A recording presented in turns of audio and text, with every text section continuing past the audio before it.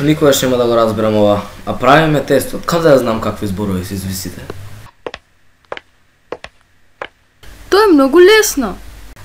Од каде излезе ти? Сега дојдов позади тебе, не ме слушна. Како мислиш тоа е лесно? Така, ајде дојди со мене и ќе ти покажам. Чекај, заборавив книгата.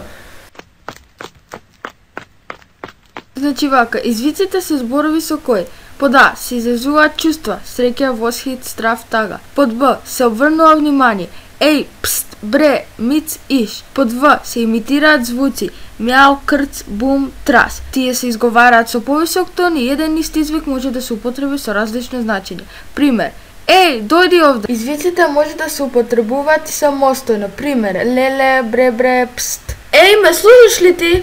Да, те слушам. Слушај, инаку нема да разбереш и нема да бидеш подготвен за тестот. Во ред. Може да вршат и други зборови кажани со повисок тон. Мајко, Боже, помош. Извиците може да се одвојуваат. Пример: мјау, молеше мачето. Чук, се слушаче во дворот. Сега јасно ли е? Мислам дека ќе бидеш подготвен за тестот. Да, многу појасно. Многу ти благодарам, сега можам да напишам ливчиња и да препишам на тестот. Дарко, сериозен се, цели 2 часа ти објаснував за џаве? Не, се шегувам. Сега дека разбрав, се ќе напишам. Ете, така више може. Ајде сега, довидување.